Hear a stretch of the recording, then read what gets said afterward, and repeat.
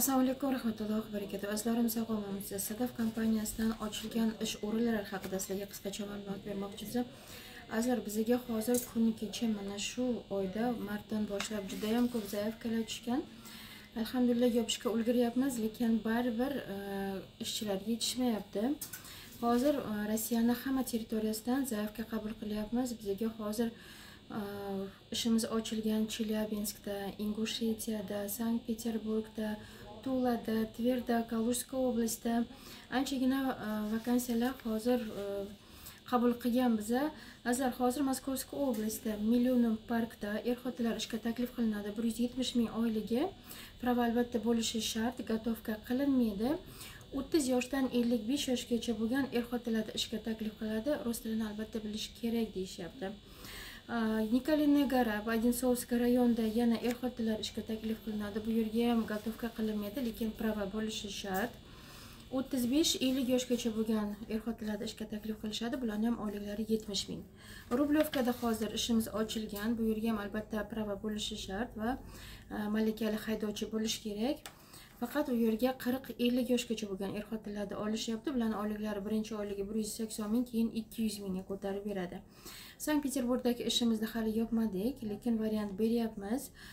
Bu yerga ham er-xotinlar ishga taklif qilinadi. Rus tilini bilish kerak deyishyapti, dokumentlarni qilib berishadi. Bularning oyliklari 180 ming bo'ladi, azizlar.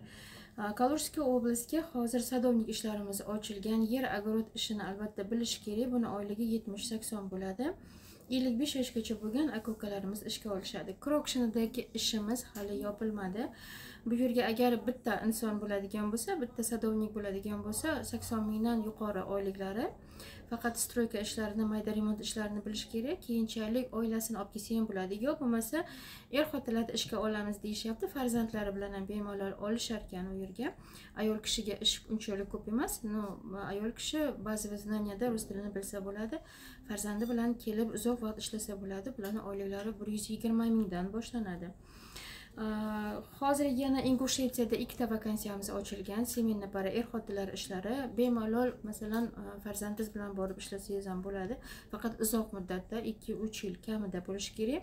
Bularning oyliklari pastroq, 100 ming ikki kishiga aytibdi, lekin pitaniyasi o'sha yerda halol, musulmon oilasi va sizni patentingizni to'lovini qilib berishadi, azizlar. O'sha yerga registratsiya qilib berishadi. Mana shu Ingushetiyani o'zida faqat boshqa oilada hozir yana sidelka kerak. Buni oyligi 70 ming.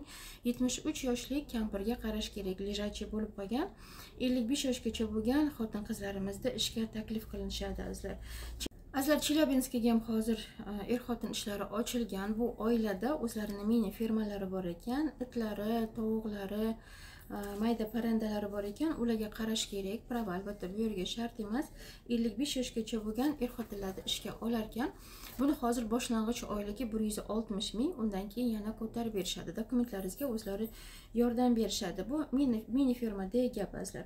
Vnukovada hozir ishimiz ochilgan. Prava bu yerga shart emas. 150 ming oyligi 140 dan boshlar ekan, keyin 150 mingga ko'tarib beradi. Bu yerga gatovka qilinadi. Частичный gatovkasi bor, azizlar. Podolskiga hozir yana ishlarimiz ochilgan. Podolskiga ham prava bo'lishi shart deyishyapti. Bularning oyliklari 150 ming. Bu yerga ham gatovka qilinmaydi. Aprelovkaga ham hozir seminarni para ishimiz ochilgan. Aprelovkadagi ishimizda bugun biroz murosa qilib gaplashdik. Oyliklarni juda ham kam aytishyapti. Lekin 140 mingga ko'tarishga muvaffaq bo'ldik. Agar yaxshi ishlasa, sekin asta albatta ko'tarib berishadi. Bularni prava bu yerga shart emas, gatovka ham qilinmaydi. Faqat gatovka qilingan vaqtda kartoshka, piyoz shunaqa archib berish mumkin bo'ladi.